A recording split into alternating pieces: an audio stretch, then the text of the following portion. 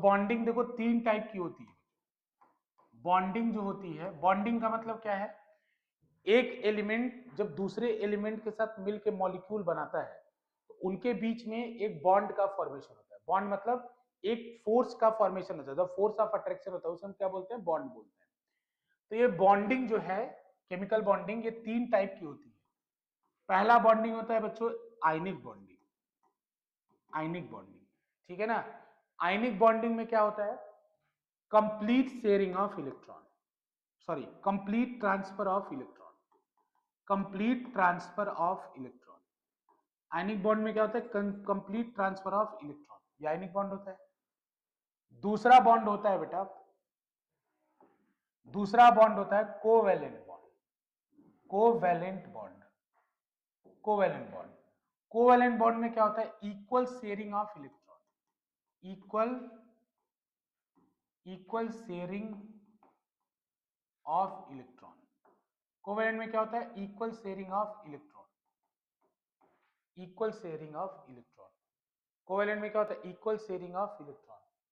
एक और बॉन्ड होता है जो अभी तो नहीं बताऊंगा, ये भविष्य में पढ़ेंगे आप, अगर आप लेते हैं मैथ्स, पीसीबी या पीसीएम लेते हैं तो। एक होता है कोऑर्डिनेट बॉन्ड। तीन तरह का बॉन्ड होता है।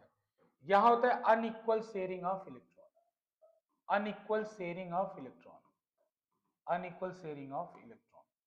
तो ये तीन तरह का पूरे केमिस्ट्री में बॉन्ड एग्जिस्ट करता है। एक बॉन्ड होता है आयनिक बॉन्ड, एक बॉन्ड होता है कोवेलेंट बॉन्ड, और एक होता है अनइक्वल शेयरिंग ऑफ इलेक्ट्रॉन के कारण जो बॉन्ड बनता है कोऑर्डिनेट बॉन्ड। तो बच्चों हमें क्या पढ़ना है, हमें केवल पढ़ना है कोवेलेंट बॉन्ड इस चैप्टर में। इलेक्ट्रो कोवेलेंट बॉन्ड यही बेटा जो अभी हम पढ़ेंगे, covalent bond, electro covalent bond, देखिए एक ही बात है, कोवेलेंट बॉन्ड एक ही है। कुछ और बता रहा है इलेक्ट्रो कोवेलेंट क्या, एक इलेक्ट्रो कोवेलेंट बॉन्ड यही है, इलेक्ट्रो आयनिक, इलेक्ट्रो कोवेलेंट, कोऑर्डिनेट, ठीक है। इलेक्ट्रो मतलब इलेक्ट्रॉन, ठीक है ना। इलेक्ट्रॉन का मतलब इक्विवेलेंट बॉन्ड कैसे बनता है, इक्वल शेयरिंग से। देखो इधर, ये वाला चीज आपने मेटल्स और नॉन मेटल्स में पढ़ लिया है, पढ़ लिया है कि नहीं पढ़ लिया, पढ़ लिया है। इसका एग्जांपल, आयनिक बॉन्ड का एग्जांपल NaCl, सबसे फेमस एग्जांपल लिख लिया था ना पिछला। तीन होता है, हमें ये पढ़ लिया था बच्चों आपने metals and non metals, metals and non metals में, मेटल्स एंड नॉन मेटल्स में, मेटल्स एंड नॉन मेटल में, मेटल्स एंड नॉन मेटल्स में पढ़ा था।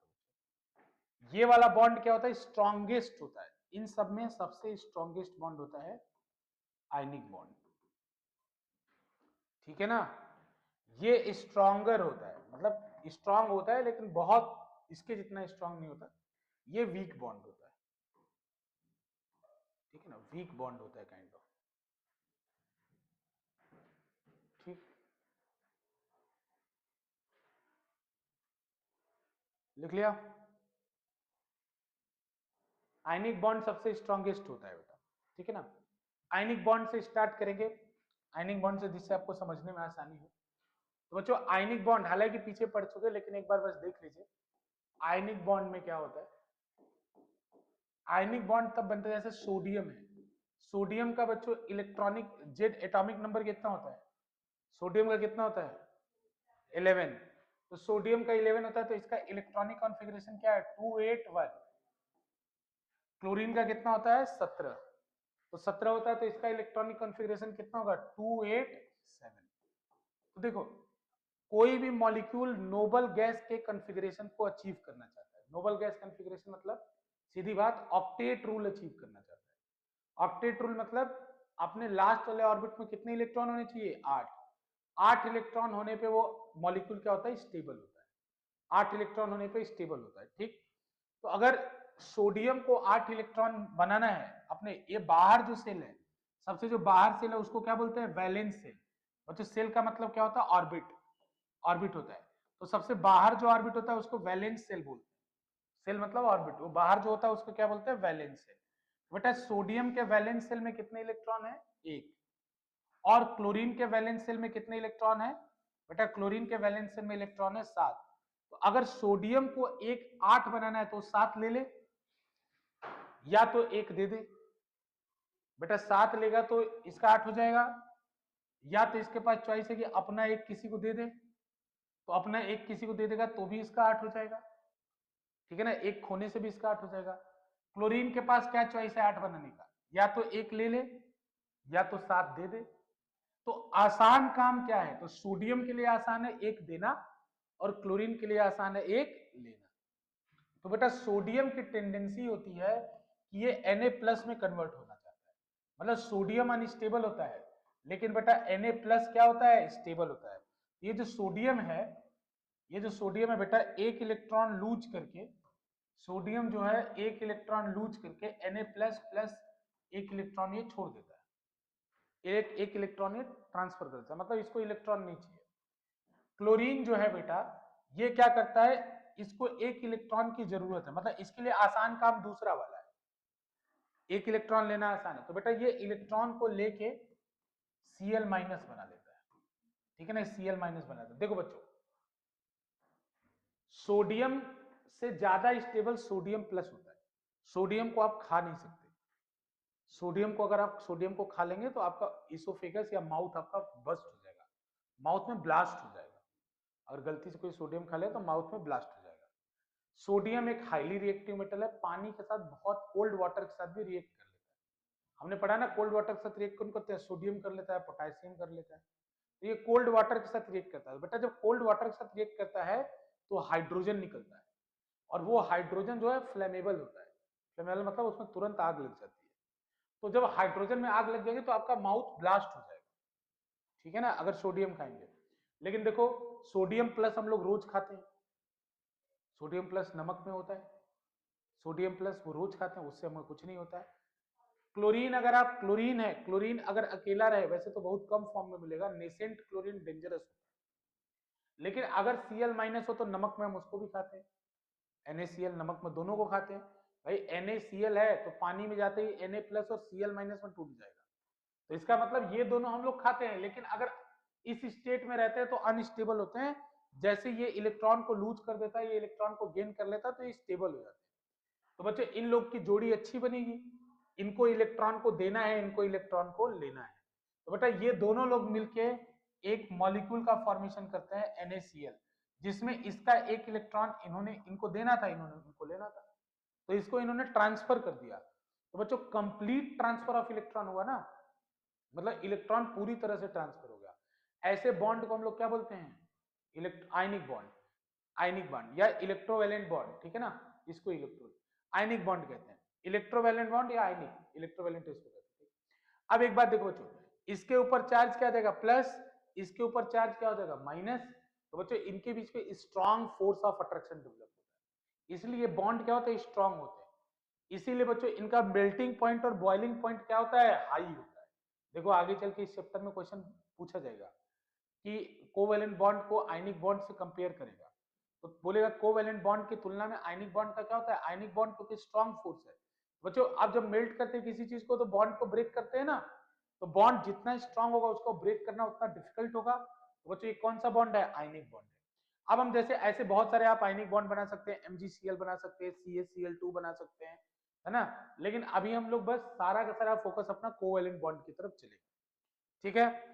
अब आओ बच्चों कोवेलेंट की तरफ चलते हैं, कोवेलेंट बॉन्ड आयनिक हो गया ना, ये पता है ना आयनिक, लास्ट चैप्टर में भी था, बस ऐसे तो स्टार्टिंग करा था। अब बच्चों कोवेलेंट बॉन्ड यहाँ पे हमें पढ़ना है, कोवेलेंट बॉन्ड, इलेक्ट्रोवैलेंट बेटा आयनिक को इलेक्ट्रोवैलेंट कहते हैं, ठीक है ना, covalent bond, covalent bond, covalent bond पढ़ना है बच्चों, तो इट इज फॉर्म्ड बाई, लिख लो, इक्वल शेयरिंग ऑफ इलेक्ट्रॉन, अगर आपसे डेफिनेशन कोई पूछे equal sharing of electron, it is formed by equal sharing of electron, कभी डेफिनेशन पूछा जाए कि it is formed by the equal sharing of electron, it is formed by the equal, ये लिख दोगे तो नंबर मिलेगा, इक्वल शेयरिंग ऑफ इलेक्ट्रॉन इसमें होना चाहिए। तो बच्चों कोवेलेंट बॉन्ड हम स्टार्ट करते हैं, सबसे पहले इसमें स्टार्ट करते हैं हम लोग कोवेलेंट बॉन्ड Cl2 के साथ, देखो कुछ एग्जांपल है इसी से स्टार्ट कर रहे हैं, Cl2 के साथ, Cl2 के साथ हम लोग कोवेलेंट बॉन्ड का स्टार्टिंग करते हैं। जैसे देखो क्लोरीन Cl2 गैस होती है जो नेचर में एग्जिस्ट करती है, तो अगर वो नेचर में एग्जिस्ट करती है तो मतलब वो स्टेबल है, स्टेबल है मतलब उसका ऑक्टेट क्या है, पूरा है, लेकिन अभी आपने पीछे देखा क्लोरीन के आउटर ऑर्बिट में कितना था, 7, तो 7 होने के बावजूद उसका ऑक्टेट पूरा कैसे हो गया अगर 2 क्लोरीन आ गए? तो देखो कैसे पूरा हो गया। तो बेटा देखो इसी में हम लोग एक स्ट्रक्चर बोलते हैं, इसको बोलते हैं लेविस डॉट स्ट्रक्चर या इलेक्ट्रॉन स्ट्रक्चर, दोनों चलेगा। इसको बोलते हैं Lewis dot structure, Lewis dot structure, structure Lewis dot structure,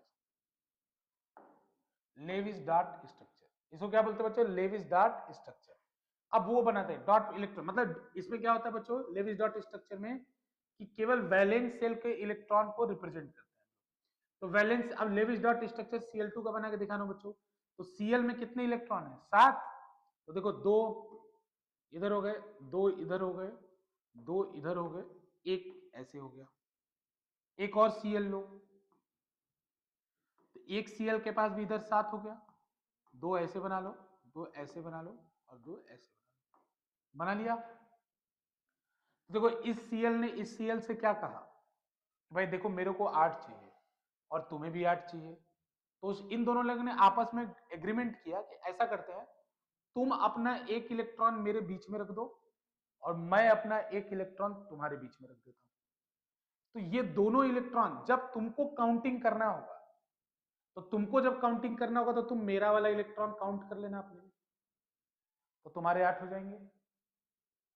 तुमको जब काउंटिंग करना होगा तो तुम मेरा वाला इलेक्ट्रॉन काउंट कर लेना, ये उसका वाला इलेक्ट्रॉन है ना ये वाला, और जब मुझे काउंट करना होगा तो मैं तुम्हारा वाला इलेक्ट्रॉन काउंट कर लूंगा। तो देखो इस वाले सर्कल में भी 8 हो गया और इस वाले सर्कल में भी 8 हो गया, ठीक है ना। तो बच्चों इसका मतलब क्या हुआ, ये बोल रहे हैं कि देखो इलेक्ट्रॉन का ट्रांसफर नहीं हुआ, शेयरिंग हुई। इन्होंने एक इलेक्ट्रॉन अपना दिया, उन्होंने एक इलेक्ट्रॉन अब इनके साथ शेयर किया, शेयर किया, ट्रांसफर नहीं किया, शेयर किया। जैसे आपको होता है ना कोई, जैसे एग्जांपल कोई आपसे कोई आपका मशीन वगैरह मांगे, ठीक है ना, और तो आप कहें कि देखो भाई लेके मत जाओ, तुम यूज कर लो, ठीक है। जैसे पड़ोसी आपका कुछ मांगे, कुछ डिवाइस मांगे, तो बोले कि तुम लेके मत जाओ, तुम यूज कर लो, तुम जब चाहे तब यूज कर लेना, लेकिन अपने घर पे लेके मत जाओ। आयनिक क्या बोलता है कि लेके जाऊंगा, वो आपका डिवाइस लेके चला गया। लेकिन कोवेलेंट क्या बोलता है, लेके मत जाओ, मेरा इलेक्ट्रॉन मेरे पास रहेगा, तुम्हारा इलेक्ट्रॉन तुम्हारे पास रहेगा, लेकिन बस हम लोग काउंट कर लेंगे, हमारा भी काम हो जाएगा, हम दोनों लोग साथ साथ रहेंगे, साथ साथ रहेंगे तो स्टेबल रहेंगे, ठीक है ना। तो तुम मेरा काउंट कर लेना इलेक्ट्रॉन, मैं तुम्हारा काउंट कर लूंगा, तो हम दोनों लोग का ऑर्बिट क्या बना रहेगा, स्टेबल बना रहेगा, हम दोनों लोग का नोबल गैस कॉन्फ़िगरेशन अटेन हो जाएगा। समझ में आ रहा है कि नहीं आ रहा है? तो इसमें बच्चों इसका ये तो लेविस डॉट स्ट्रक्चर हुआ, इसको ऐसे बनाते हैं Cl ऐसे एक लाइन और Cl, तो हम बोलते हैं कि यहाँ Cl Cl के बीच में सिंगल बॉन्ड है, लाइन एक डैश बनाया, मतलब एक एक इलेक्ट्रॉन शेयर हुआ, एक इधर से शेयर हुआ और एक इधर से, तो इनके बीच में कौन सा बॉन्ड एग्जिस्ट कर रहा है, सिंगल बॉन्ड। तो हम कहेंगे सिंगल कोवेलेंट बॉन्ड यहाँ एग्जिस्ट कर रहा है, सिंगल बॉन्ड एग्जिस्ट कर रहा है, सिंगल बॉन्ड एग्जिस्ट कर रहा है, ठीक है ना। तो Cl का कितना बॉन्ड हुआ, सिंगल बॉन्ड, बना लो Cl। ये Cl2 का स्ट्रक्चर है बच्चों, पहला स्ट्रक्चर Cl2 का। ऐसे आपको स्ट्रक्चर एग्जाम में बनाने को आएगा तो बना लो, अलग अलग चीज का स्ट्रक्चर बना के देखते हैं हम लोग।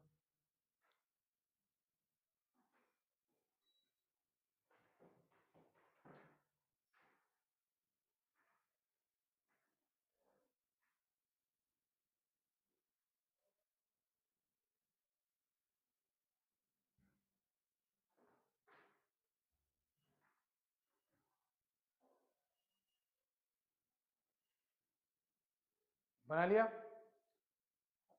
बच्चों, अगला स्ट्रक्चर की बारी। देखो शेयरिंग हो रहा है, शेयरिंग के अगला स्ट्रक्चर देखो O2 का बनाएंगे, दूसरा O2 का। O2 क्या है, ऑक्सीजन भी नेचर में एग्जिस्ट करता है, तो अगर ऑक्सीजन O2 के फॉर्म में नेचर में, देखो नेसेंट ऑक्सीजन कभी एग्जिस्ट नहीं करता है, ये वाला ऑक्सीजन मतलब अकेला ऑक्सीजन कभी एग्जिस्ट नहीं करता है, ये एग्जिस्ट करेगा तो बहुत रिएक्टिव होता है, तुरंत रिएक्ट कर जाता है। तो हमेशा ऑक्सीजन नेचर में किसके फॉर्म में मिलता है, O2 के फॉर्म में। तो अगर ये O2 के फॉर्म में मिल रहा है यानी ये स्टेबल है, तो स्टेबल है तो कैसे स्टेबल है, तो देखो इसका भी, इसका देखो बच्चों, इसका इलेक्ट्रॉनिक कॉन्फ़िगरेशन ऑक्सीजन का कितना होता है नंबर बताओ, ऑक्सीजन का कितना होता है एटॉमिक नंबर 8, तो बेटा ऑक्सीजन का इलेक्ट्रॉनिक कॉन्फ़िगरेशन क्या होगा, इसका एटॉमिक नंबर 8 होता है, तो इसका होगा 2,6। ऑक्सीजन का कितना होगा 2,6। तो देखो बेटा अब 2 ऑक्सीजन मिले तो इसको कितने इलेक्ट्रॉन की जरूरत है? 2 की। तो इसके साथ वाला भी जो दूसरा होगा उसको भी कितने इलेक्ट्रॉन की जरूरत है? 2 की। तो अब की बार आपको समझ में आ रहा है ना, ये दोनों आपने 2-2 इलेक्ट्रॉन शेयर करेंगे, मतलब ये भी अपना 2 देगा और ये भी अपना 2 देगा, बीच में रखेंगे, ये भी अपना 2 बीच में रखेगा और ये भी अपना 2 बीच में रखेगा। तो देखो कैसे, तो 4 इलेक्ट्रॉन ऊपर नीचे बना दिए। अब 2 इलेक्ट्रॉन जो बीच में शेयर करना है उसको बीच में बना दिया, इसका भी 2 इलेक्ट्रॉन इधर बीच में बना दिया और इसके 2 इलेक्ट्रॉन ऊपर नीचे कर दिए। ठीक है। अब बोला इस वाले ऑक्सीजन कि जब तुमको काउंट करना होगा तो तुम मेरे इलेक्ट्रॉन को काउंट कर लेना। तो जब ये काउंटिंग में शुरू किया तो इसने जब काउंटिंग शुरू किया तो इसने इसके इलेक्ट्रॉन को काउंट कर लिया, और इसने बोला जब मुझे काउंट करना होगा तो मैं तुम्हारे इलेक्ट्रॉन को काउंट कर लूंगा, तो इसने ऐसे उसके इलेक्ट्रॉन को काउंट कर लिया। तो शेयरिंग में कितने इलेक्ट्रॉन गए? 4, 2 इसके 2 उसके। एक एक इलेक्ट्रॉन के ट्रांसफर से एक बॉन्ड बनता है, तो 2 इलेक्ट्रॉन का ट्रांसफर हो तो कितना बनेगा? Double bond. तो बच्चों इसी को ऐसे रिप्रेजेंट करते हैं, O double bond, O double bond, O double bond हो। बच्चों ये डबल बॉन्ड है, 2 लाइन मतलब डबल बॉन्ड है ना। ओ डबल बॉन्ड हो, बना लो इसको भी, बना लिया ना। O2 हो गया। अब तीसरा बनाते हैं, बना लो बेटा जल्दी से बना लो, आगे चले। तीसरा ट्राई करो N2 का, N2 नाइट्रोजन, N2 गैस का। तीसरा N का कितना होता है इलेक्ट्रॉनिक कॉन्फ़िगरेशन, मतलब एटॉमिक नंबर 7। तो कॉन्फ़िगरेशन क्या होगा? 2,5, पहले वाले सेल में 2, दूसरे वाले में 5। बनाओ बेटा।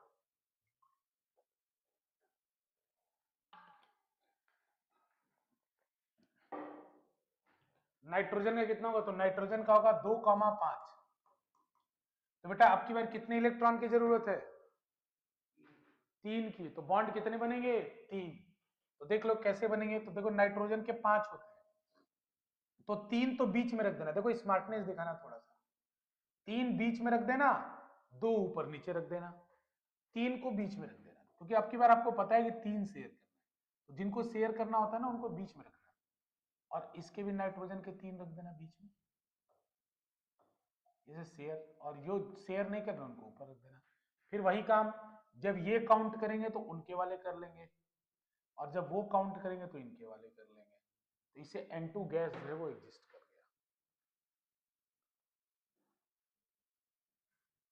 डन बेटा, N2 हो गया। क्लियर है ना सबको, कोई दिक्कत तो नहीं? आओ अब स्ट्रक्चर बनाते बच्चों, आगे चले बच्चों। अब स्ट्रक्चर बनाते हैं मीथेन का। कौन सा नंबर था? चौथा। चौथा स्ट्रक्चर बना बच्चों मीथेन का। मीथेन का फॉर्मूला होता है CH4। क्या फॉर्मूला होता है? CH4। इसको मीथेन कहते हैं, अभी परेशान मत हो, तुम्हें आएगा तो वो आएगा कि स्ट्रक्चर बनाओ CH4 का, मीथेन का स्ट्रक्चर बनाओ। ठीक है ना। तो बच्चों देखो ध्यान से, बाकी सबको अपने लास्ट ऑर्बिट में स्टेबल होने के लिए 8 चाहिए, लेकिन हाइड्रोजन को स्टेबल होने के लिए 2 चाहिए। इसको हम बोलते हैं डुप्लेट पूरा होना। ठीक है ना। हाइड्रोजन को स्टेबल होने के लिए कितना चाहिए? 2। तो हाइड्रोजन के पास कितना इलेक्ट्रॉन होता है बच्चों? हाइड्रोजन का नंबर क्या होता है? एटॉमिक नंबर कितना होता है? 1। देखो हाइड्रोजन के पास केवल 1 इलेक्ट्रॉन है। कार्बन का कितना होता है? 6। तो कार्बन का क्या हो जाएगा बेटा? 2,4।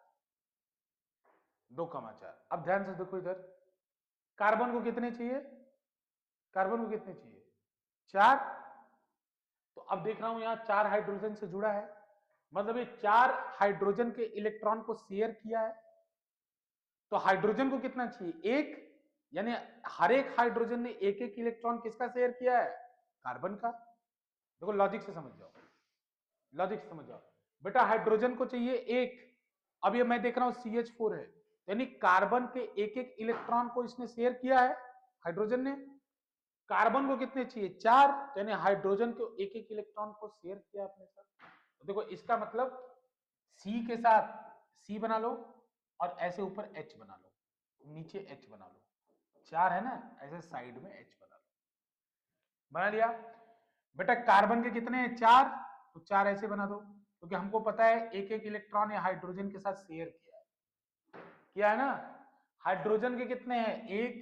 तो यहां बना दो ये 1।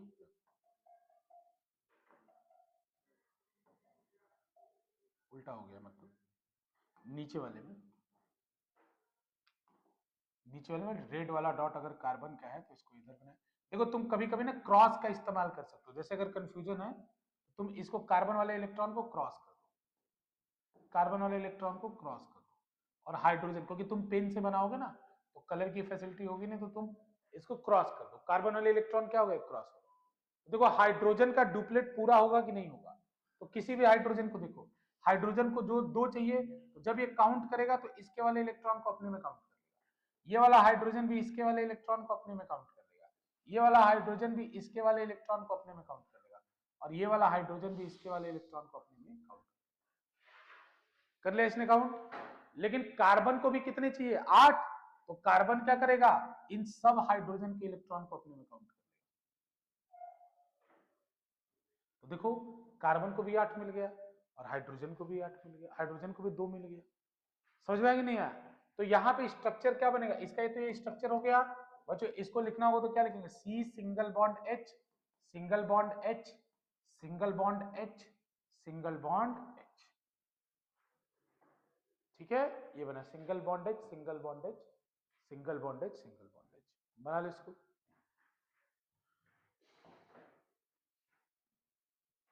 बना लिया बेटा, चलो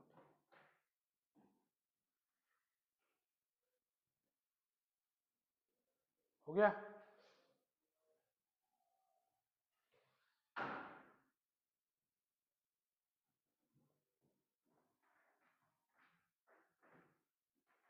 डन।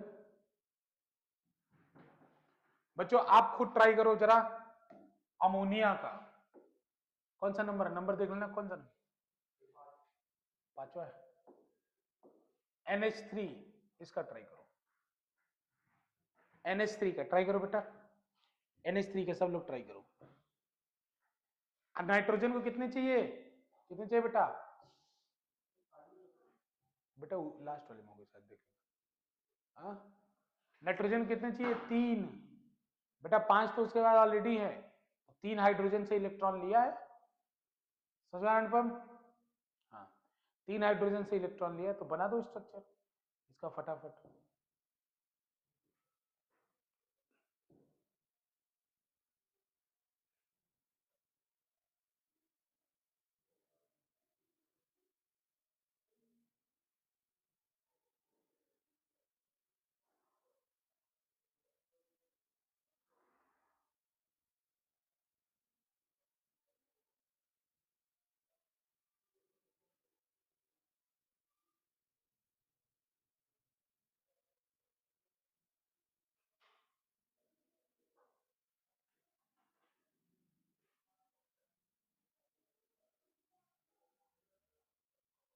हो गया, बना लिया बच्चों सबने, अमोनिया बना लिया। अमोनिया कैसे बनेगा, नाइट्रोजन का कितना होता है, नाइट्रोजन का होता है, देखो तुम कॉन्फ़िगरेशन ध्यान रखो ना, थोड़ा तुम्हें आइडिया लग जाएगा।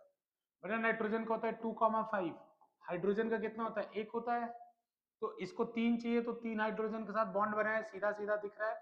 तो बच्चों एक काम करो, 2 तो अलग रख दो, और 3 जो बॉन्ड वाले हैं उनको अलग अलग लिख दो, ठीक है ना, 5 है ना टोटल, तो 3 अलग अलग रख दो, यहाँ हाइड्रोजन लगा दो, हाइड्रोजन का क्रॉस बना ले रहा हूँ आपकी बात, यहाँ हाइड्रोजन लगा दो, क्रॉस बना के यहाँ हाइड्रोजन लगा दो। तो बेटा ये अपना कंप्लीट कर लिया, हाइड्रोजन ने अपना कंप्लीट कर लिया। देखो बनाने का, गोला बनाने का तरीका, उस एलिमेंट को भी ले लेना, ठीक है ना। नाइट्रोजन को देखो, नाइट्रोजन ने अपना कंप्लीट कर लिया,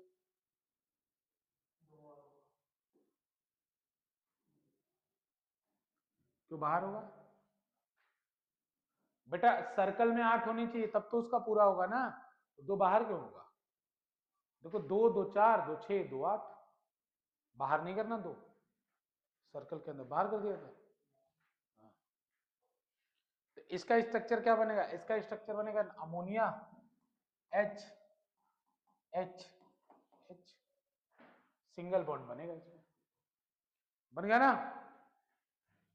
बच्चों। अब स्ट्रक्चर बनाओ CO2 का, कौन सा नंबर देख लेना, नंबरिंग डालते जाना,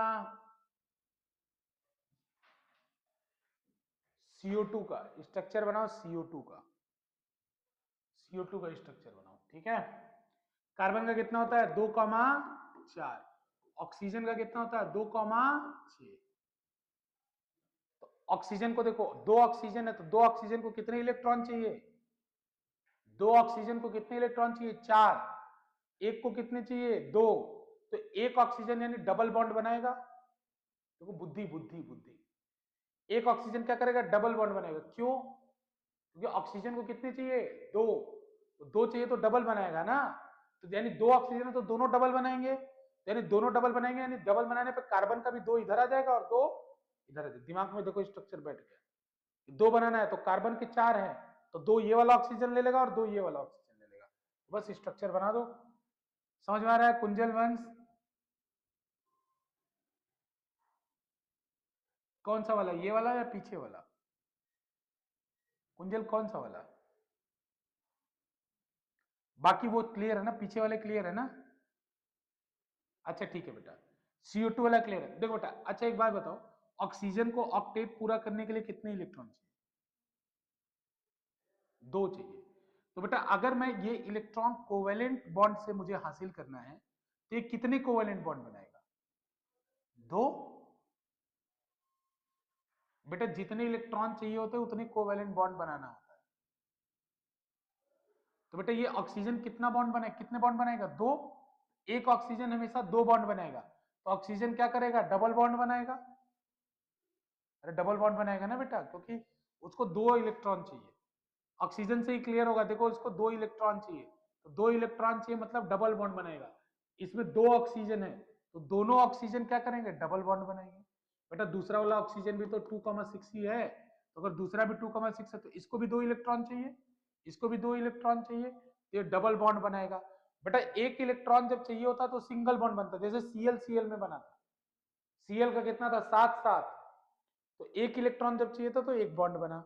O2 में कितना था 2 6, देखो 2 6, तो डबल बॉन्ड बना था, क्योंकि इसको भी 2 चाहिए था और इसको भी 2 चाहिए था, चाहिए था कि नहीं चाहिए था। समझ रहे हो कुंजल बेटा, डबल बॉन्ड होगा दोनों तरफ, तो यानी डबल बॉन्ड होगा तो किसके साथ डबल बॉन्ड बनेगा कार्बन के साथ, तो कार्बन को बीच में रख दो, तो कार्बन को बीच में रखो, कार्बन के पास कितने हैं 4, तो 2 इधर डबल बॉन्ड बनाएगा O के साथ, O को इधर रख दो, इधर साइड साइड में, तो 2 इधर वाले O के साथ डबल बॉन्ड बनाएगा, तो इधर वाले O के साथ और 2 इधर वाले O के साथ, तो ऑक्सीजन के पास कितने 6, तो बेटा 2 ऊपर नीचे रख दो और 2 बीच में रख दो, जो शेयर करने उनको बीच में रख दो, डबल बॉन्ड है तो 2 शेयर होगा ना, 2 ऊपर नीचे बना दो और जो शेयर करने बेटा वो रख दो।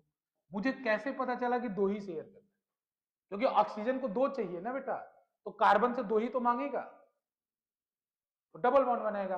तो देखो बेटा जब ये इस वाले ऑक्सीजन को देखो, जब ये अपनी काउंटिंग करेगा तो ऐसे कर लेगा। बेटा मैं जैसे कलर से अलग कर रहा हूं, आप स्टार बना के अलग कर सकते हो, जैसे कार्बन पे स्टार बना लीजिए इसका।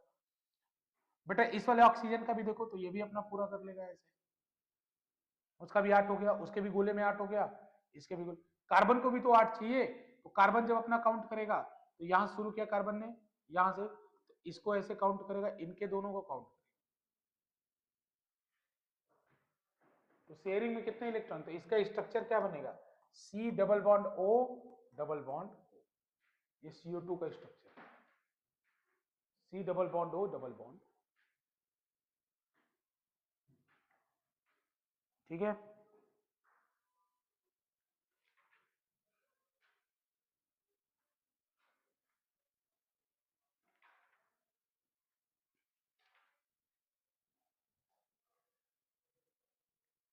इससे बाहर नहीं आएगा, जितना हमने अभी पढ़ा है इससे बाहर नहीं आएगा, आपको इन्हीं स्ट्रक्चर में से कोई स्ट्रक्चर आएगा, ठीक है ना। एक और पढ़ लेते हैं बस, सल्फर का, सल्फर का एसिड का, ठीक है ना, हो गया, लिख लिया इसको, लिख लिया बच्चों, समझ में आ गया, ठीक है ना। चलो अब हम स्ट्रक्चर पढ़ते हैं एसिड का। बच्चों देखो चिंता मत करो, लिख लो, इसी को रिवाइज करके जाना, इन्हीं में से कोई ना कोई होगा, कोई ना कोई एग्जाम में से इन्हीं में से आएगा, तो आपको बहुत परेशान होने की जरूरत नहीं है, ठीक। चलो बेटा अब लिखते हैं एसिड का एक स्ट्रक्चर, एनसीईआरटी का क्वेश्चन है, एनसीईआरटी का इंटेक्स एक्सरसाइज देखोगे तो उसमें एक क्वेश्चन है CO2 का स्ट्रक्चर बनाने को और एक क्वेश्चन है एसिड का स्ट्रक्चर बनाने को, है कि नहीं। और एनसीईआरटी ने उस बुक में देखोगे तो एनसीईआरटी ने हिंट दिया है कि वो साइक्लिक स्ट्रक्चर होता है। लिखा है कि नहीं लिखा है? देख लो एनसीईआरटी एक बार, तो तुम लोग कहोगे कि कैसे पता चला आपको कि साइक्लिक स्ट्रक्चर होता है। लिखा है ना रिंग, तो रिंग मतलब साइकिल ही तो हुआ बेटा। साइकिल देख लो, हिंट लिखा है, हिंट लिखा है, हिंट चेक करो, खुलो बेटा कार्बन। पेज खत्म है, कोई बात नहीं। कार्बन में हिंट लिखा हुआ है, देख लो जिनके पास एनसीईआरटी दिखा दो एक बार। कार्बन में देख लो लिखा हुआ है, हिंट लिखा हुआ है कि जैसे क्वेश्चन पूछोगे ना मुझसे कि सर आपको कैसे पता चला कि रिंग बनेगा, तो मेरे को कैसे पता चला, तो क्वेश्चन में साफ साफ आपको लिखा है कि सर रिंग रिंग बनाना है। 8 कार्बन का क्या बनाना है? रिंग बनाना है। तो हम स्ट्रक्चर किसका बना रहे हैं? S8 का। किसका स्ट्रक्चर बनाना है बच्चों? S8 का, जो भी नंबर हो लिख देना, S8 का, सल्फर 8 का। ठीक है, तो बेटा सल्फर का एटॉमिक नंबर क्या होता है? सल्फर का क्या होता है? 16। नहीं पता है तो याद रखो, सल्फर का कितना होता है? 16, 16 होता है। इसका इलेक्ट्रॉनिक कॉन्फ़िगरेशन क्या होगा बच्चा? 2,8,6। तो सल्फर को कितने इलेक्ट्रॉन चाहिए? 2, यानी 2 कोवेलेंट बनाएगा। तो इसके बाद दो चॉइस है, या तो एक डबल बॉन्ड बना ले या तो 2 सिंगल बॉन्ड बना ले, यही चॉइस है ना। लेकिन क्वेश्चन बोल रहा है कि 8 सल्फर की रिंग बनती है। बेटा रिंग बनती है मतलब एक सल्फर दोनों तरफ जुड़ा होगा। देखो कैसे, पहले ये बताओ, ये क्लियर है? अब मुझे कैसे पता है रिंग बनती है? तो बेटा क्वेश्चन में डायरेक्ट लिखा हुआ है कि रिंग बनाना है। तो रिंग बनाना है बेटा, तो 8 सल्फर का रिंग बनाना है। देखो मैं तरीका बता रहा हूं, तो पहले ऐसे ऊपर नीचे बना लेते, ईस्ट वेस्ट नॉर्थ साउथ की तरह। देखो ईस्ट वेस्ट नॉर्थ साउथ की तरह बना ले, 4 सल्फर हो गया। अब 4 सल्फर को बीच में बना लेते, इनके बीच में 8 सल्फर हो गया। 8 सल्फर हो गया, थोड़ा बड़ा बनाओगे तभी ये बन पाएगा, नहीं तो दिक्कत हो जाएगा इसमें। रुक जाओ, देख लो पहले। 8 सल्फर हो गया, तो बेटा देखो एक सल्फर को कितने बॉन्ड बनाने हैं? कितने बनाने बॉन्ड? 2। किसी भी एक सल्फर को 2 बनाने हैं। कुंजल बेटा समझ में आ रहा है 2 बॉन्ड क्यों बनाने हैं? क्योंकि उसको 2 इलेक्ट्रॉन चाहिए, 2 इलेक्ट्रॉन चाहिए ऑक्टेट पूरा करने के लिए। तो अब ये सल्फर, एक चॉइस मेरे पास क्या था कि मैं एक ही तरफ डबल बॉन्ड बना देता, तो बेटा दूसरी तरफ वाला तो गायब हो जाता ना, क्योंकि उसकी जरूरत एक ही से पूरी हो गई। तो अगर रिंग बनेगा तो मतलब इधर भी जुड़ा हुआ है, तो इधर जुड़ा कब हो सकता है? यानी सबके बीच में कौन सा बॉन्ड एग्जिस्ट करेगा? Single bond. यानी एक एक इलेक्ट्रॉन की शेयरिंग होगी। तो तुम पहले क्या काम करो, जिन इलेक्ट्रॉन की शेयरिंग होगी उनको बीच में रख दो। तुम्हें पता चल गया ना एक एक की शेयरिंग होगी। क्यों पता चल गया बच्चों? तो अभी आपको मैंने लॉजिक बताया, एक एक इलेक्ट्रॉन की शेयरिंग हो तो इसको बीच में रख दो।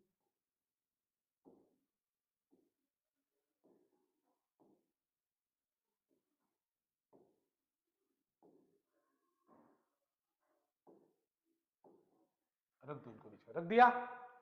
अब देखो बेटा सल्फर में कितने होते हैं? 6। तो अब 2-2 इलेक्ट्रॉन ऊपर ऊपर रख दो, ऐसे 2-2 का बिंदी बना के एक साथ यहां यहां रख दो। मान लो खुदा न खास्ता कभी अगर डायग्राम बनाने की जरूरत आ गई तो ये तरीका है, 2 इलेक्ट्रॉन साइड साइड में रख दो, बॉन्ड के अलावा जो 2 बचे।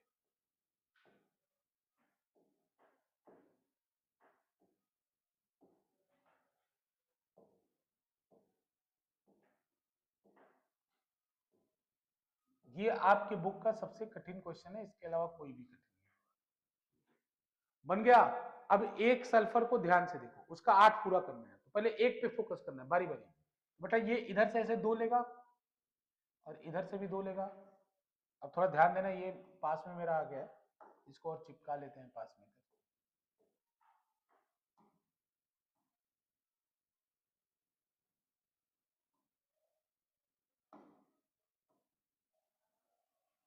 इस सल्फर का ऑक्टेट पूरा, इस वाले सल्फर का देखो, थोड़ा पास पास बनाना पड़ेगा, नहीं तो जब गोला बनाते इसमें इंटरसेक्ट मत कर जाए। दूसरे वाले सल्फर का देखो,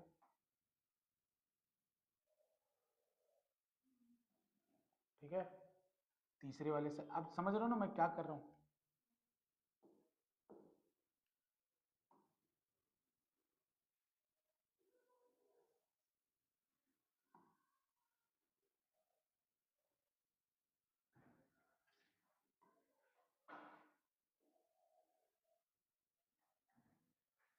न्यूज की तरह पहले रख लो। देखो मैंने ध्यान क्या रखा, पहले ऐसे बनाया फिर ऐसे बनाया और इन सब पे ऐसे रख दिया। मैंने बनाते समय ये ध्यान रखा था कि पहले ऐसे वर्टिकल बना दिया, ईस्ट वेस्ट नॉर्थ साउथ, फिर बीच में बना दिया और उन सब पे सर्कल सल्फर रख दिया।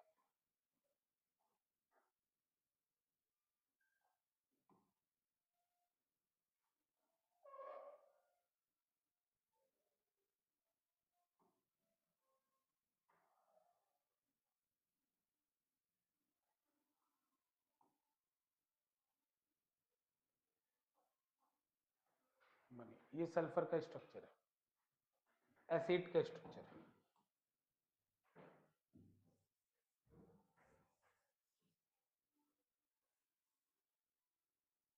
ठीक है ना, ये एसिड का।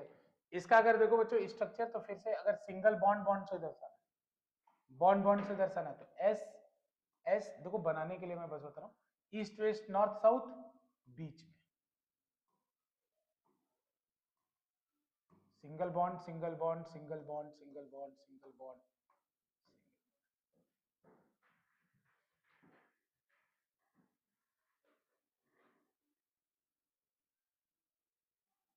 ठीक है, ये एसिड का स्ट्रक्चर होगा।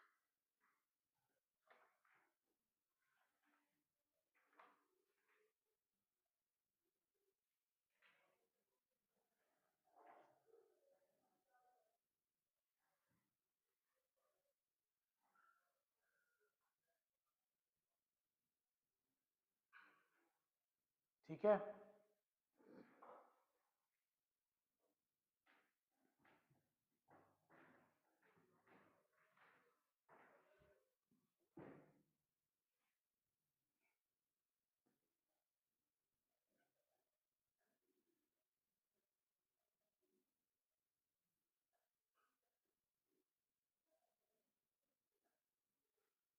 ठीक, चलो चलो।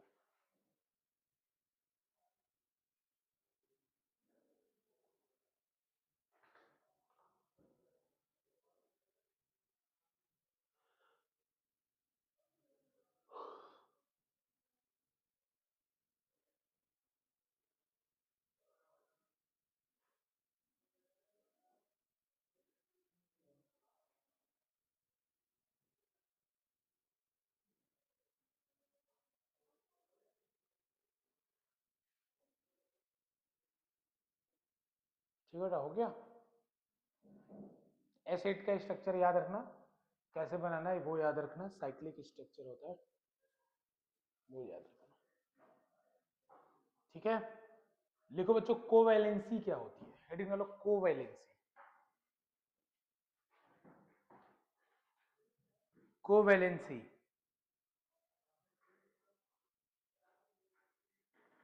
ठीक है, लिखो the number of electron, covalency लिखो बेटा, the number of electron, the number of electrons contributed by each atom, the number of electron contributed by each atoms for sharing, for sharing is known as covalency.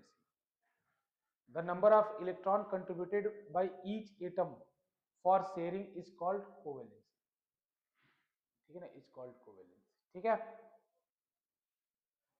by each atom, each atom, by each atom is called covalency, by each atom is called covalency। ठीक है बेटा, देखो यहां पे covalency किसकी निकलती है, covalency जैसे मान लो CH4 है, CH4 आपने देखा,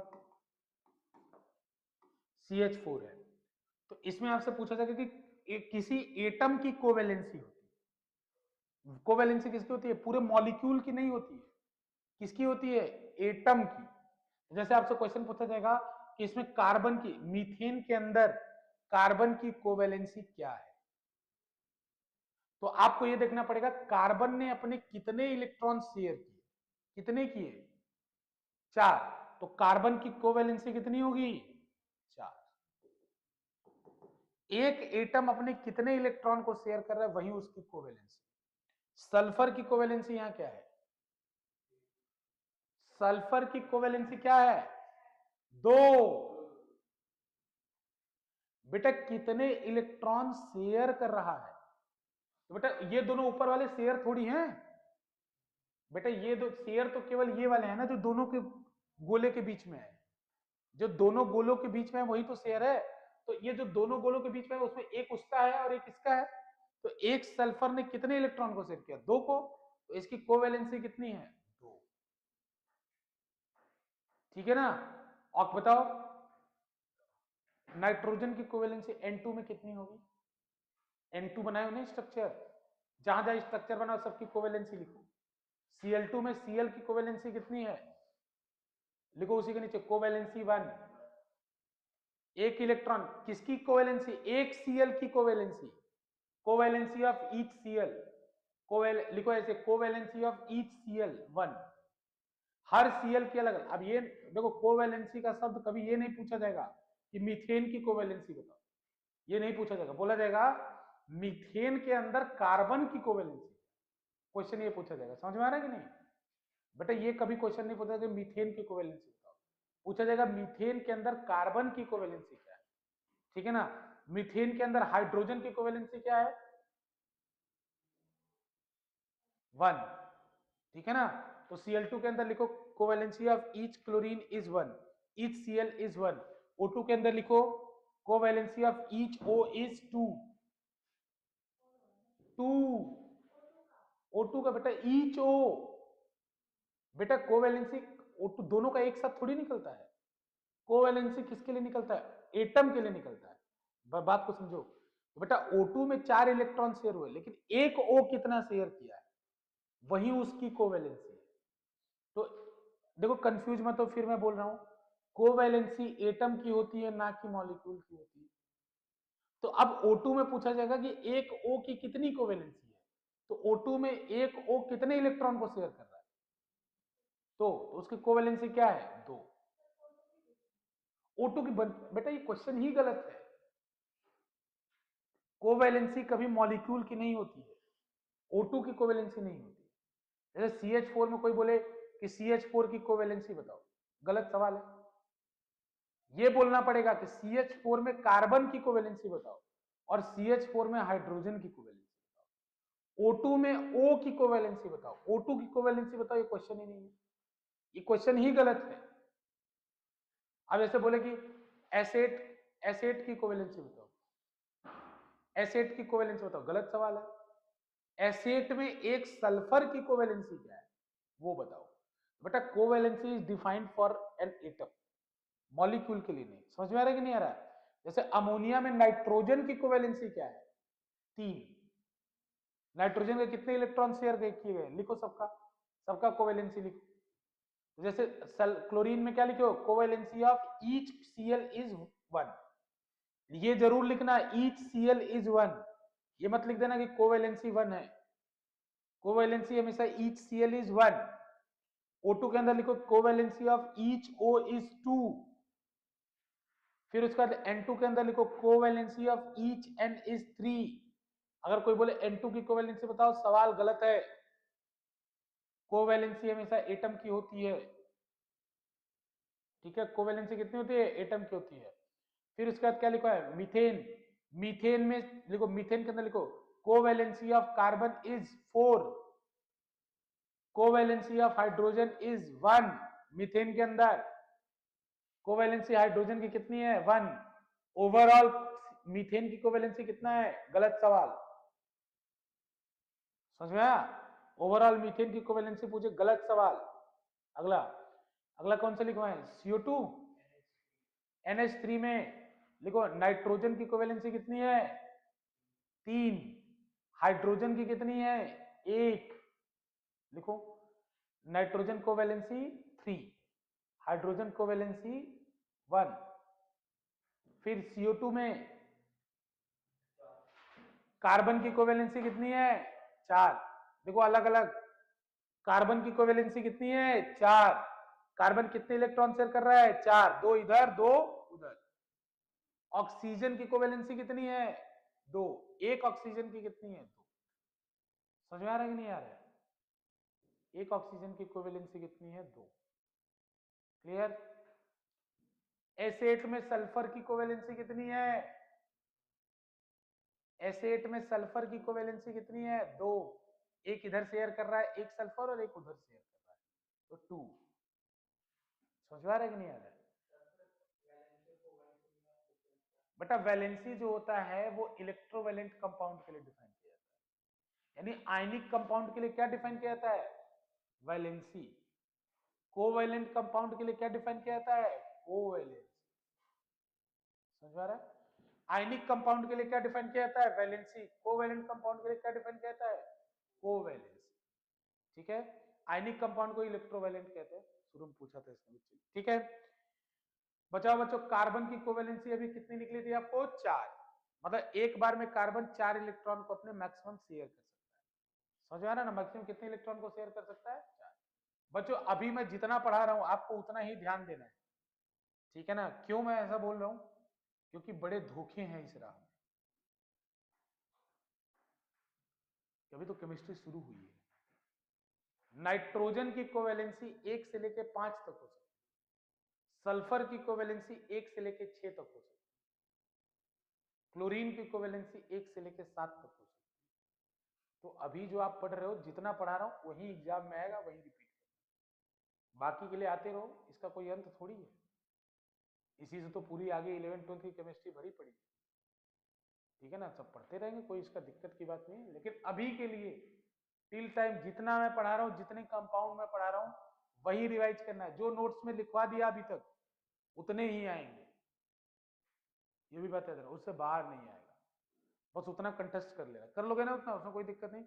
बच्चों कार्बन की वैलेंस कोवैलेंसी कितनी होती है? 4। कार्बन की कोवैलेंसी कितनी होती है? मैक्सिमम कोवैलेंसी कितनी होती है? 4। मतलब कार्बन कितने इलेक्ट्रॉन को शेयर कर सकता है? 4। तो इसलिए कार्बन कार्बन की जो कोवैलेंसी होती है बच्चों, इसमें नोट करके लिखना, कार्बन की the general covalency of carbon is tetravalent. The general covalency of carbon is tetravalent. मतलब कार्बन को हम लोग टेट्रावैलेंट कहते हैं, is 4। General covalency of carbon is 4, bracket में लिख लेना tetravalent. General covalency of carbon is 4, bracket में लिखना बच्चों टेट्रावैलेंट। टेट्रावैलेंट, टेट्रा मतलब क्या होता है? 4। टेट्रा मतलब क्या होता है? 4। बच्चों नाइट्रोजन की कोवैलेंसी कितनी थी? 3, तो इसको क्या कह सकते हो? ट्राईवैलेंट। क्या कह सकते हो उसको? ट्राईवैलेंट। जब आपने देखा था सल्फर की या ऑक्सीजन की कोवैलेंसी कितनी थी? 2, तो उसको कह सकते थे डाईवैलेंट। क्या कह सकते थे? अरे नाम है, परेशान मत होना सर। डाईवैलेंट। डाईवैलेंट। अगर क्लोरीन की बात करूं बच्चों, तो क्लोरीन की कोवैलेंसी कितनी थी? 1, तो इसको क्या कह सकते थे? मोनोवैलेंट। क्या बोलते हो? मोनो। इसकी कोवैलेंट, तो कार्बन की कोवैलेंसी क्या होती है? टेट्रावैलेंट। ये मैं क्यों बोल रहा हूँ? कार्बन वाला ये आपको सुनने को मिलेगा। जैसे लॉजिक दिया जाता है कि कार्बन ज्यादा कंपाउंड क्यों फॉर्म करता है, तो हम कहते हैं कार्बन इज टेट्रावैलेंट। तो टेट्रावैलेंट का मतलब अपने 4 इलेक्ट्रॉन को शेयर करता है वो, और हर समय करता है। क्यों बेटा? उसको 8 चाहिए ना, तो 4 तो उसको शेयर करना ही पड़ेगा, 4 अपने देने पड़ेंगे, तो 4 दूसरे से मिलेगा। भाई शेयरिंग में तो यही होता है, आप जितना दोगे उतना दूसरा देगा। इक्वल शेयरिंग का मतलब ही तो ये हुआ कि आप जितना दो उतना सामने वाला देगा। ठीक, तो कार्बन टेट्रावैलेंट होता है। अब बच्चों एलोट्रॉप्स ऑफ कार्बन लिख लो। एलोट्रॉप्स का, एलोट्रॉप्स क्या होता है पहले लिख लो। एलोट्रॉप्स पता है सबको? एलोट्रॉप्स क्या होते हैं? एलोट्रॉप्स क्या होते हैं बताओ?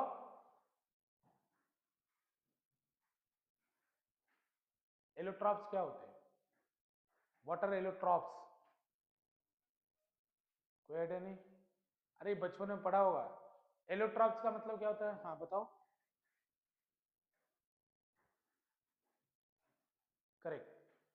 Same chemical properties, same chemical composition, but different structure, different physical structure.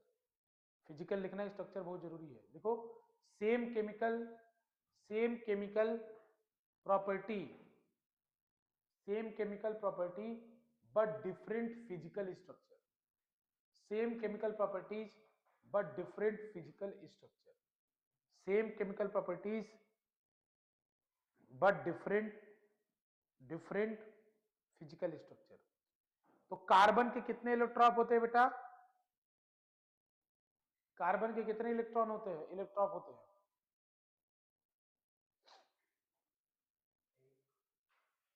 3। Carbon के कितने इलेक्ट्रॉन होते हैं? 3। बच्चों एनसीईआरटी देखो, अगर एनसीईआरटी किसी के पास है।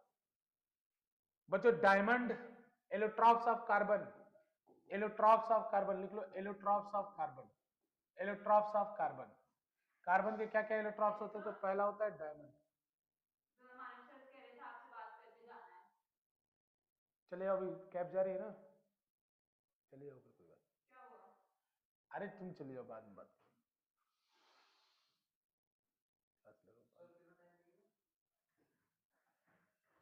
अभी तो शुरू। हाँ अच्छा,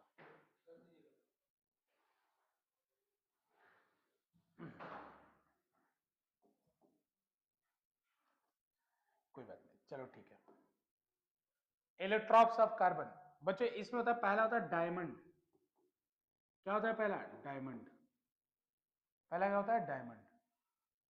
दूसरा क्या होता है बेटा? Graphite, graphite. तीसरा क्या होता है बेटा? फुलरीन। फुलरीन देखोगे स्ट्रक्चर होता है C60। एनसीईआरटी देखो, उसमें लिखा होगा फुलरीन्स। देखो बेटा, कार्बन का क्लोज केज स्ट्रक्चर, देखो एनसीईआरटी है, दिखाओ एनसीईआरटी में कार्बन का क्लोज केज स्ट्रक्चर। बच्चों ये मैं क्यों बता रहा हूँ, बस ऐसे आ सकता है एग्जाम में, इसलिए बता रहा हूँ। इसका ये जानते हो कहां लिखा है? एनसीईआरटी के जो पीला वाला बॉक्स होता है ना, उसके अंदर लिखा हुआ है, इसलिए मैं बता रहा हूँ। एक बार उसको रीड आउट कर लेना। डायमंड के अंदर एक कार्बन 4 कार्बन से जुड़ा होता है, ग्रेफाइट के अंदर एक कार्बन 3 कार्बन से जुड़ा होता है, और फलरीन क्या होता है? क्लोज स्ट्रक्चर, केज स्ट्रक्चर होता है कार्बन। ठीक है ना, इसमें भी 4 से जुड़ा होता है, एक बार चेक कर लेना इसको। ठीक है, देख लिए। एनसीईआरटी है ना सबके पास? बच्चों ऑनलाइन कुंजल वंश एनसीईआरटी है, उसमें दिख रहा है आपको, इलेक्ट्रॉन्स दिख रहे हैं। ठीक है ना, ये कार्बन के इलेक्ट्रॉन्स है, एक बार उनको रीड आउट कर लेना, येलो बॉक्सेस में है, उनके आने की प्रोबेबिलिटी कम है, लेकिन फिर भी मैं बस आपको बता दे रहा हूँ एलोट्रॉप्स क्या होते हैं और कार्बन के क्या क्या एलोट्रॉप्स होते हैं। ठीक है ना। अब बच्चों जो देखो, सबसे ज्यादा बार पूछे जाने वाला क्वेश्चन है, उसका लिखो हेडिंग डालो, versatile nature of carbon.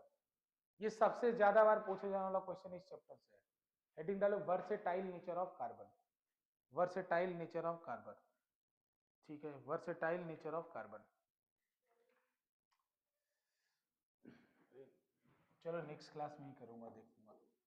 Versatile nature of carbon, versatile, VERSATIL, versatile nature of carbon, versatile nature of carbon. चलो नेक्स्ट क्लास से शुरू करेंगे, ठीक है ना, कोई बात।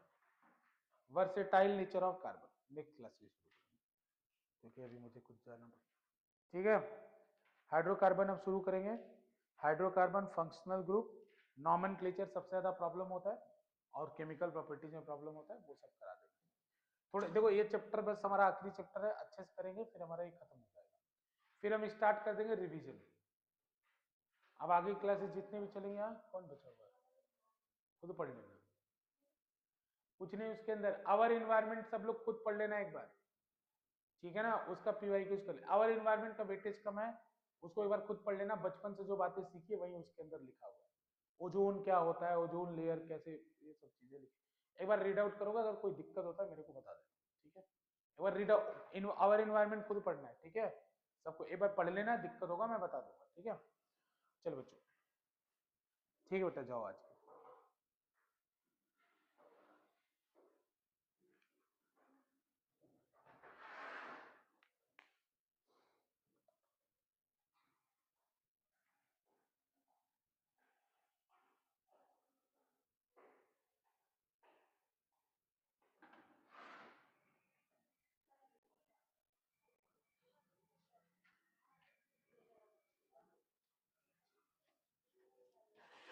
नमस्ते मैम, नमस्ते। क्लास हो गई? आइए मैम, बैठे बैठे, इसमें आ जाइए मैम। हाँ मैम, मैम बताइए कैसी रही मैम क्लास? आज तो रसिका ही आई थी, वो क्लास, और आर कार्तिक ने क्लास लिया मैम? नहीं, कार्तिक भी तो था, कार्तिक ने क्लास। अच्छा अच्छा अच्छा, ठीक, अच्छा हाँ, मैं भूल गया था। अच्छा अच्छा, नहीं मैम इसमें जैसे क्या होता है कि हम लोग का पर आवर बेसिस चलता है यहाँ पे, ठीक है ना, मतलब पर आवर बेसिस हम लोग की क्लासेस होती है मैम, यस मैम। तो हाँ, तो पर आवर बेसिस होता है मैम। तो जैसे अभी थोड़ा सा आप एक्सपीरियंस थोड़ा सा कर लीजिए, तो अभी मैम 400 रखेंगे, बाकी 500 कर लेंगे। मैम स्टार्टिंग है मैम, जैसे यहाँ पे क्या होता है हमारा इंस्टीट्यूट पे अभी देख रहे हैं बायो में बच्चे ज़्यादा नहीं है मैम। चलिए 500 कर लेंगे मैम।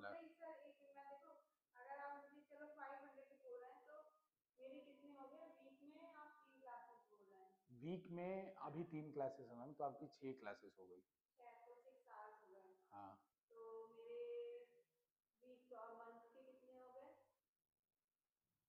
हाँ मैम 6 तो 24, 6 हो गए ना। आपकी वीक में कितनी क्लास हुई? 6 हुई मैम, तो 6 × 24 हुई है ना।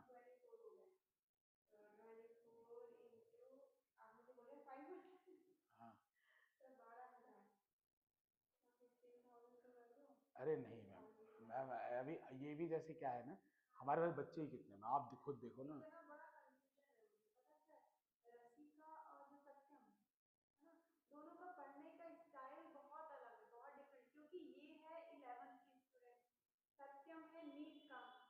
नहीं, नहीं तो आप 11th के हिसाब से पढ़ाइए, उसमें कोई दिक्कत। हाँ हाँ हाँ हाँ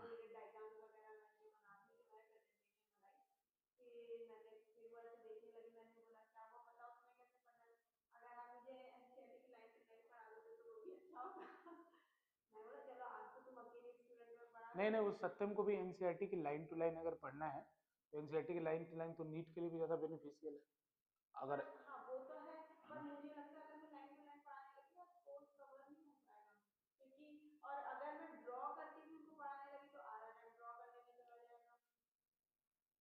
अच्छा चलिए मैं एक शॉर्ट आउट करता हूँ तो मैम। हाँ हाँ, तो या तो जैसे वो लाइन टू लाइन रसिका खुद पढ़े, मैं बात कर लेता हूँ रसिका खुद पढ़ ले लाइन टू लाइन। हाँ लाइन टू लाइन वो पढ़ ले, पढ़ने के बाद आप चीज़ें एक्सप्लेन कर दें, तो अब जो उसमें डाउट हो, जो पैराग्राफ में डाउट हो वो पैराग्राफ एक्सप्लेन कर लें, तो मैं ये बात कर लूँगा उससे, उसको कोई दिक्कत नहीं।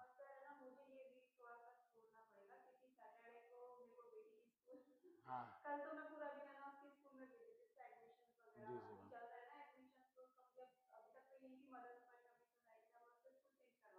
जी जी अच्छा अच्छा। हाँ हाँ तो मैम जैसे अभी सैटरडे को तो आपकी क्लास रखी गई है क्या? अच्छा सैटरडे को नहीं, अभी मैम टीटीएस शायद आपने एस को मना किया था ना शायद।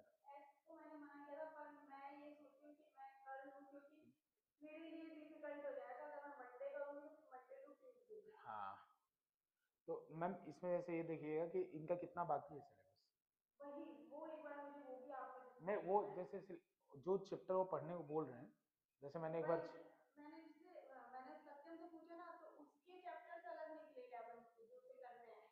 नहीं नहीं मैम आप 11th के हिसाब से लेके चलिए, 11th के जो चैप्टर्स हैं, जैसे हम मैं वो बात कर लूंगा, उससे कोई दिक्कत नहीं। नहीं मैम जैसे एनसीईआरटी आप देख लीजिए, एनसीईआरटी के अंदर आप सीबीएसई की जब वेबसाइट पे जाएंगे ना, तो मैं नहीं नहीं वो जैसे जैसे मैं आपको भेज दूंगा सिलेबस, तो सीबीएसई ऑफिशियल अपना सिलेबस रिलीज करता है 11 12 दोनों के लिए। तो जो सीबीएसई के सिलेबस में है, और कुछ इन्होंने पहले पढ़ा हुआ होगा, जैसे बीच से शुरू कर रहे हैं ना मैम, तो बॉडी फ्लूइड्स के बाद जितने चैप्टर हैं और जो एनसीईआरटी में है वो आप बस करा दीजिए। हाँ उसके ऊपर के नहीं कराना है, जो एनसीईआरटी में आप वो करा दीजिए, 11th का और 12th का भी यही करेंगे। हम मैं आपको सिलेबस भेज दूंगा, सिलेबस उसमें भेज दूंगा, ये सीबीएसई का जो सिलेबस है। मैम जैसे क्या हो ना कि एनसीईआरटी के अंदर सीबीएसई सिलेबस अपना कम करता जा रहा है। अब जैसे अभी 11th का फिजिक्स का केमिस्ट्री का चैप्टर है हाइड्रोकार्बन, सॉरी हाइड्रोजन, वो सिलेबस में नहीं है केमिस्ट्री में, सिलेबस में नहीं है, लेकिन बुक्स में, क्योंकि बुक्स तो पहले से प्रिंट होती आ रही है। तो अब जैसे बुक्स प्रिंट हो गया तो प्रिंट एडिशन बाद में चेंज होता है। तो उसमें क्या होता है, कई चैप्टर्स ऐसे रहते हैं जो उसमें होते हैं लेकिन वो सिलेबस में नहीं होते, तो वो चैप्टर्स हमें नहीं कराना है। हमें बस एनसीईआरटी मैं आपको सिलेबस सेंड कर दूंगा, जो एनसीईआरटी का सिलेबस है और उनमें जो चैप्टर जिनसे नहीं हुआ है वो आपको करना है। तो ठीक है, आपने मुझे 12th का बोला था इवोल्यूशन, तो इवोल्यूशन के बाद वाले चैप्टर, इवोल्यूशन के बाद वाले चैप्टर करवाइए, फ्लूइड के बाद वाले चैप्टर्स करवाइए, और वो भी वही चैप्टर्स जो सीबीएसई में है। मैं आपको लिस्ट भेज दूंगा, मतलब आपको मैं वो पीडीएफ सेंड कर दूंगा। अब वो करा दीजिए, तो वो जैसे कंप्लीट हो जाएगा मैम, तो वो सिलेबस अभी जैसे क्या मैम कि हमारे पास और भी बच्चे बायो भी थे, जैसे अभी एक अंशिका भी है, तो अंशिका शायद उस दिन क्लास में बैठी थी, अंशिका ने हाँ, एक अंशिका भी है, एक अंशिका थी, एक तनिष्का थी, मतलब हमारे पास बच्चे ने, वो बच्चे क्या है मैम कि हमारी बायो की फैकल्टीज जैसे हो ना, तो वो फिर हाँ, तो वो उसके वजह से नहीं आ रहे हैं। हाँ हाँ हाँ, 11 12 जैसे हाँ हाँ हाँ, और इसमें जैसे क्या होता है कि अभी अगर इनसे बोलो भी, तो जैसे उनको लगता है कि नहीं पुराने वाले मैम की तरह नहीं पढ़ा पाएंगे। एक्चुअली पता है कि हाँ बच्चे से बच्चे वैसे रहते हैं, जो चीज एक बच्चे को सही लग रहा है वो दूसरे को नहीं सही लगेगा। हाँ, नहीं वो तो मैम कोई दिक्कत नहीं, वो सब पर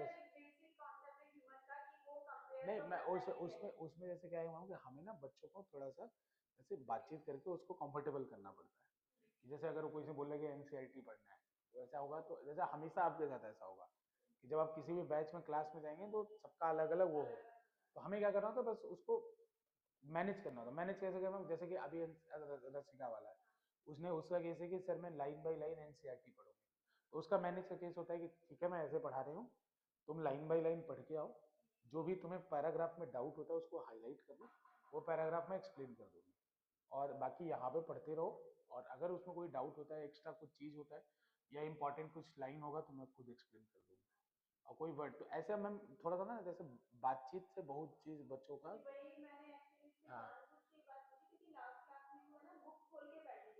मैं समझ नहीं पा रही थी कि मैं समझा रही हूँ ये बुक में टैली कर रही है, अब वो अगर यही चीज करती रहेगी, मैं जो पढ़ा रही हूँ उसको बुक में देखेगी, तो वो कुछ समझ नहीं मैम आगे ना, जैसे बच्चों से आप ये नहीं, बच्चों प्रेशर कम्युनिकेट किया कीजिए बच्चों से, जैसे कम्युनिकेट किया कीजिए, जैसे वो बच्चा बोलता है ना, जैसे नहीं हम समझाते हैं, वो छोटे हैं, उनको अभी उतना नॉलेज, मतलब जैसे हम लोग एक्सपीरियंस है, उनको नॉलेज नहीं है, तो हम लोग उनको समझाते हैं, देखो ऐसा ऐसा कर लो, ये तुम्हारे लिए बेस्ट होगा, कॉन्सेप्चुअल कॉन्सेप्चुअल चीजें सारी बता रहा हूँ, और जो आप जैसे मुझे जो प्रॉब्लम बता रहे हैं कि अगर मैं लाइन बाई लाइन करूंगी तो नहीं, तो ये बच्चे को भी एक्सप्लेन करिए कि लाइन बाई लाइन मैं तो नहीं कर सकती क्योंकि मेरे पास 1 घंटे का टाइम है, बेटा आप कर सकते हो, आप कर सकते हो, तो आप लाइन बाय लाइन करो, हमें इतना कर सकते हो कि आपको जो आपको इम्पोर्टेंट बता सकते हो, या जो आपका डाउट है वो कर दीजिए, तो आप बात करके बच्चों को कंसोल कर सकते हैं उनकी चीजों में क्या है कैसे है। मैं यही देख रही थी कि हाँ अगर आप जिस तरीके से बच्चों का फीडबैक दियोगे ना, तो फिर वो रसिका तो फिर नहीं नहीं, जैसे मैम ऐसे क्या होता है, फीडबैक की बात नहीं, जैसे हम नहीं, अब जैसे मैम वो सब बातें जब जब तक नहीं रिक्रूटमेंट होता तब तक चलता है, अब हमें मैनेज करना है चीजों को देख के लेके चलना है, अब वो क्वेश्चन में नहीं रहता, अब कैसे भी करके मैम ये पूरा करना है क्योंकि अभी मैं भी नहीं समझ पा रही ना बच्चों को, क्योंकि दोनों तीनों बच्चे ना अलग अलग टाइम पे आए मैम, जैसे इसमें क्या है आपको बच्चों से कम्युनिकेट करना चाहिए, जैसे इसमें हो अब जैसे क्लास सब पढ़ा रहे उसके बीच में भी या उसके बाद में भी कि मैं ऐसे ऐसे पढ़ा रही हूँ, मैं ऐसे करके एक करवा दूंगी, थोड़ा ये चीजें ऐसे करवा दूंगी, तो एक जब अपना एक प्लान रखते हैं ना, बच्चा उसमें फिट बैठता है, उसको समझ में आता है कि नहीं मैं उसके टीचर के हिसाब से चलूंगा, तो वो चीजें हमें लेके चलनी होती है। अब जैसे अब हमारे पास बच्चे बायो के, लेकिन बायो के बच्चे हम अब हम क्या करें, जैसे हाँ हाँ, इसमें जैसे हम हमारे पास बच्चे आए भी और कुछ बायो के बच्चे हमारे पास चले भी गए, जैसे एक बच्ची थी ऑनलाइन पढ़ती थी वो भी चली गई। हाँ, फिर अभी अंशिका है बहुत अच्छी है पढ़ने में, अब लेकिन उसका एक्सपेक्टेशन है भाई कि अब वो बायो में बहुत अच्छी है पढ़ने में, नहीं वो तनिष्का थी मैम, शायद वो दूसरी बच्ची होगी, उसने आपकी कोई बायो क्लास नहीं की। एक क्लास ली है मेरी लास्ट साल, जिसमें सत्यम और रसिका दोनों थे, फिर वो लेट आई थी। नहीं वो तनिष्का थी मैम, वो जो आप बच्चे बता रहे हैं ना वो तनिष्का, मैं भी था उसमें, तो वो बच्ची थी, वो तनिष्का तो खैर ठीक है, वो थोड़ा, अब वो अंशिका है, तो हमारे पास बायो के 1 2 3 4 अभी 4 बच्चे तो ऐसे थे, एक बच्चा ऑनलाइन में था, और पांचवा बच्चा कार्तिक, अगर ट्वेल्थ में हमारे पास बस समझ लीजिए एक ही बच्चा है मैम, ट्वेल्थ में हमारे पास 2 थे बच्चे, एक दो मैम, 11 12 के मिला के, जैसे जो पढ़ती नहीं है और जैसे पढ़ने वाले, अब कितने बचे पढ़ने वाले एक तो रसिका बची और एक सत्यम बचा जो 11th में पढ़ेंगे, और सत्यम और वो कार्तिक बचा जो 12th में पढ़ेंगे। हाँ, बस हमें जब क्या है मैम कि हमें उससे कोई जैसे हम बता रहे हैं ना, हम फाइनेंशियली कहीं भी एडवांटेज में नहीं है उससे, ठीक है ना, हम जैसे, लेकिन हमारा होता है भाई कि एक कमिटमेंट है, कि अगर हमारे पास एक भी बच्चा बचा है तो उसका सिलेबस पूरा करा, ये हमारी कमिटमेंट है। बाकी ऐसे हमें बायो से कोई, बायो स्ट्रीम से हमें कोई बहुत वो नहीं मिल रहा है, बहुत वो इनपुट नहीं, लेकिन हमें हमारा कमिटमेंट है कि चलो ठीक है। इसलिए मैं आपको बता रहा था ना कि अभी जैसे हमारा थोड़ा अब फाइनेंशियल, हम बाकी स्ट्रीम में भी हमारे पास उतने बच्चे नहीं हैं। अभी हम जैसे होता है मैम कि हमारा अभी उतना ही ऊपर है कि रिसोर्सेस हम मैनेज कर पा रहे हैं। तो अब सरप्लस में भी हम बहुत नहीं है अभी, हालांकि एक ही साल खुला हुआ है, एक ही साल खुला, तो अभी सरप्लस में भी नहीं है, लेकिन फिर भी चलिए ठीक है, क्या उसमें देखते हैं फिर जो भी बेस्ट हो।